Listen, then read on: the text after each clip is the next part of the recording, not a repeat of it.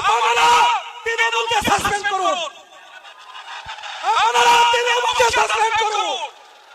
মুসলিম ছেলেদের আজ ওবিসি থেকে বঞ্চিত করেছেন মাননীয়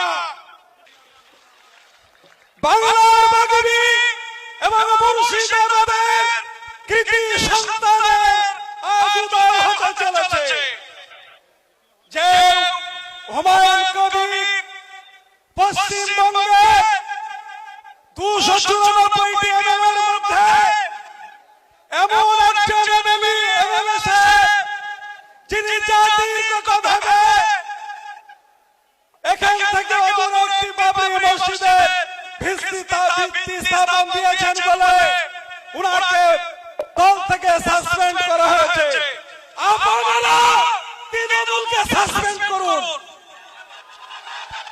আপনারা তৃণমূলকে সাসপেন্ড করুন। আমাদের তৃণমূল দরকার নাই। যারা মন্দির করে মন্দির গড়া সরকার আমাদের দরকার নাই। মসজিদ করার জন্য যদি আমার ভাই হুমায়ুন কবিরকে সাসপেন্ড করতে হয়, যিনি মন্দির করেছেন তাকে সাসপেন্ড করতে হবে আগে। যারা অর্ধেক মুসলমান আর অর্ধেক হিন্দু তারা আমার ভাই হুমায়ুন কবিরকে সাসপেন্ড করেছে।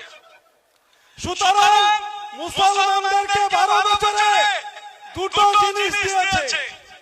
মুসলমানের যুবকদের হাতে বোম দিয়েছে, মুসলমান যুবকদের হাতে বোম দিয়েছে, ভূ-ভোগ লুট করা শিখিয়েছে।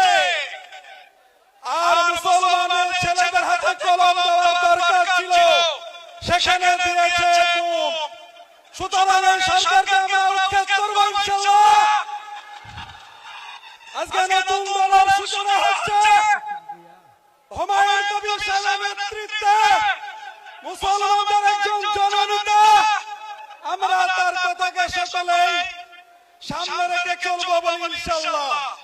আপনারা জানেন মাননীয় ওবিসি থেকে এমন ক্যাটাগরি করেছে, মুসলিম ছেলেদের আজ ওবিসি থেকে বঞ্চিত করেছেন মাননীয় ওয়াক্ফ সম্পত্তি থেকে মুসলমানদের বঞ্চিত করতে চলেছে। ওয়াক্ফ সম্পত্তি খতিয়ানাকে কালেক্টরের অধীনে চলে গেলে, আমরা মরে গেলে ডিএম এর পারমিশন নিতে হবে। এর বিরুদ্ধে আমার শ্রদ্ধেয় ভাই হুমায়ুন কবির আওয়াজ তুলেছেন বলে বহিষ্কার করা হয়েছে। আমরা তৃণমূল সরকারকে বহিষ্কার করছি এবং করলাম। বলি জয় হিন্দ, হুমায়ুন কবির।